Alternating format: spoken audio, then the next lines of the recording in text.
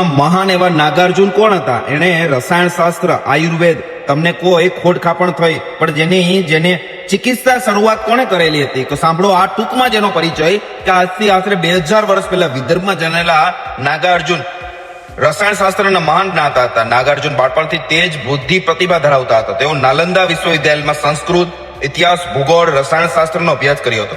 અભ્યાસ પૂર્ણ થતા જ અધ્યાપક તરીકે જોડાયા હતા. તેના કુલપતિનું અવસાન થયા બાદ પણ નાગાર્જુન નિયુક્તિ કરવામાં આવી હતી. બૌદ્ધ સંઘના નેતા તરીકે નીમવામાં આવ્યા હતા. પ્રતાપી નરેશ સાતવાહન એના શિષ્યો હતા.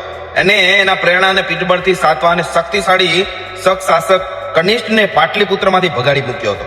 નરેશ સાતવાહનની વિનંતીથી નાગાર્જુન પાટલીપુત્રના ગંગા કિનારે આવીને કૃષ્ણના કિનારે શ્રી શૈલના શિખર પર પ્રયોગશાળા પણ વસાવી હતી. અંતઃસ્રાવો, ગ્રંથિઓ, ચક્રસ્તનો વગેરે ચમત્કારિક અવયવો આવેલા છે. માધ્યમથી બ્રહ્માંડની ઉર્જા ધારાઓ, પ્રાણનો પ્રકાશ શરીરના પ્રવેશ કરી રીતે જીવંત, નિરોગી, સુખી બનાવી રાખાય એના એને ઘણા બધા ગ્રંથો પણ લખ્યા હતા. નાગાર્જુને કહ્યું કે વાસ્તવમાં સ્થૂળ શરીર જીવન ચિત્તની અભિવ્યક્તિ હોય. ચિત્તની અવસ્થાને રૂપે જ નાડી, સંસ્થાન, ચક્રો અને હૃદય વગેરે સક્રિય રહે છે. સતવાહને આચાર્ય વધારે જિજ્ઞાસુ પૂછ્યું કે તંત્રમાં આયુર્વેદિક ચિકિત્સાનું સ્થાન શું છે? આચાર્ય નાગાર્જુને કહ્યું કે રાજન, તંત્રની ક્રિયાઓ પ્રાપ્તિ રોગોને દૂર કરવા માટે ખૂબ જ ઉપયોગી હોય છે.